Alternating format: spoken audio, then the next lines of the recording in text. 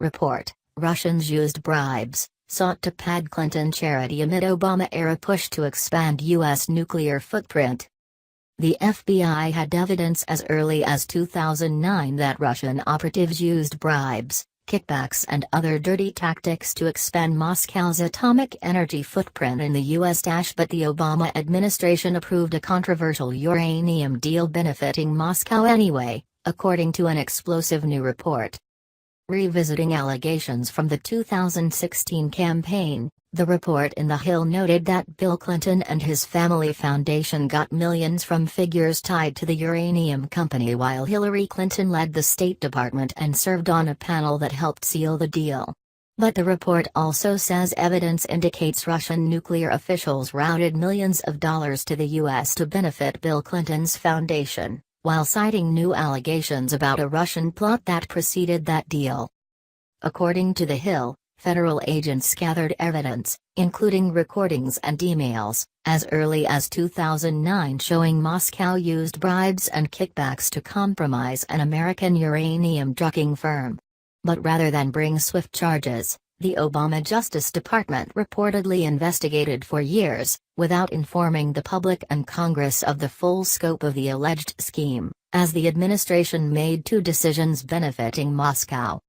The first was the 2010 approval of a partial sale of Canadian mining company Uranium One to Russia's Rosatom nuclear company.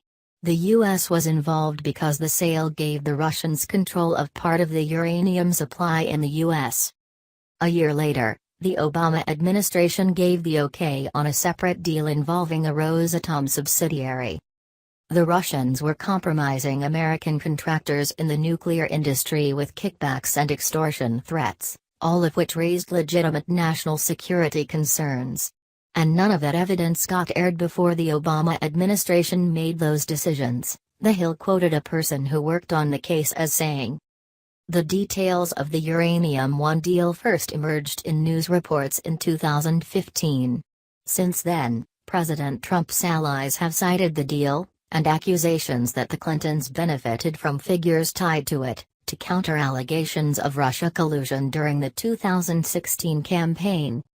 At the time, Clinton's campaign downplayed the allegations. No one has produced a shred of evidence that Hillary Clinton ever took action as Secretary of State in order to support the interests of donors to the Clinton Foundation, a spokesman said at the time. To suggest the State Department, under then-Secretary Clinton, exerted undue influence in the U.S. government's review of the sale of Uranium One is utterly baseless. It mischaracterizes the nature of the State Department's participation in such reviews, and also ignores the range of other regulatory agencies that ultimately supported this sale. He dismissed the allegations as conspiracy theories. As noted in The Hill, the feds did go after Vadim Mykran, a Russian nuclear industry official, in connection with the investigation. He was later sentenced, in 2015, to 48 months in prison and ordered to hand over more than $2.1 million, in connection with money laundering allegations.